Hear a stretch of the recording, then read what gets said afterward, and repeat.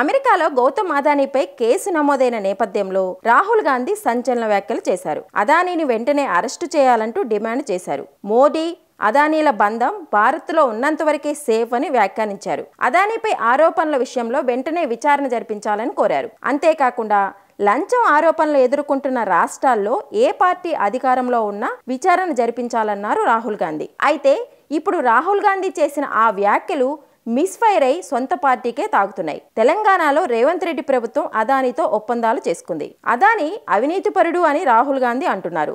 అదే నిజమైతే అదానీ నుంచి రేవంత్ రెడ్డి 100 కోట్ల విరాళం ఎందుకు తీసుకున్నారు? దావోస్ పర్యటనలో 12,000 కోట్ల పెట్టుబడులకు ఒప్పందం ఎలా కుదుర్చుకున్నారు అనే ప్రశ్నలు తలెత్తుతున్నాయి. మరోవైపు మీడియా సమావేశంలో రాహుల్ గాంధీని ఓ మీడియా ప్రతినిధి అదానీతో సంబంధాలు పెట్టుకున్న కాంగ్రెస్ పాలిత కర్ణాటక, తెలంగాణ వంటి రాష్ట్రాల సంగతేంటని ప్రశ్నించారు. దానికి సమాధానమిస్తూ ఎవరెవరు ఈ కుంభకోణంలో ఉన్నారో వాళ్ళంతా అరెస్టు కావాల్సిందేనని రాహుల్ వ్యాఖ్యానించారు. ఇప్పుడు అవే వ్యాఖ్యలు రాజకీయ వర్గాల్లో ప్రాధాన్యం సంతరించుకున్నాయి. राहुल जी, आपने कहा कि प्रधानमंत्री की एक तरीके से साठगांठ है और लगातार आपका जो स्टैंड है वो विंडिकेट कहीं ना कहीं हुआ।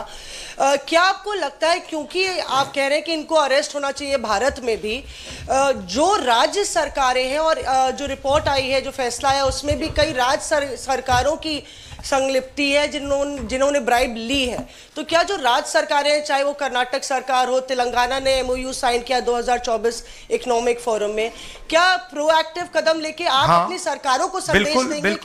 बिल्कुल अदानी जी का अरेस्ट होना चाहिए और जो भी इस मामले में इन्वॉल्व है उस पर कार्रवाई होनी चाहिए, चाहे वो कहीं का भी हो, कोई भी हो।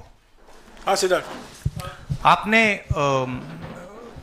स्टेट्स के नाम लिए,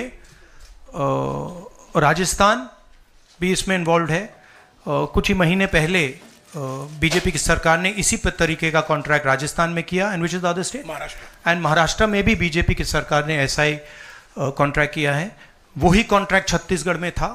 तो मेरा कहना है जहां भी ये हुआ है, चाहे ऑपोजिशन की सरकार हो, चाहे बीजेपी की सरकार हो, ఈ నేపథ్యంలో కాంగ్రెస్ హైకమాండ్ అదానీతో తెలంగాణ ప్రభుత్వం చేసుకున్న ఒప్పందాలపై ఆరా తీసినట్టు సమాచారం. దావోస్ ఒప్పందం, 100 కోట్ల విరాళం అంశాల వివరాలు తెలుసుకున్నట్టు తెలుస్తోంది. ఈ 2 అంశాలు అదానీపై పోరాడే క్రమంలో ఇబ్బందులకు గురి చేస్తున్నాయని అభిప్రాయపడినట్టు సమాచారం. రేవంత్ తీసుకున్న నిర్ణయాలు, చేసుకున్న ఒప్పందాలు ఒక విధంగా పార్టీకి నష్టం చేకూర్చేవేనని పలువురు పార్టీ నేతలు కూడా పేర్కొంటున్నారు.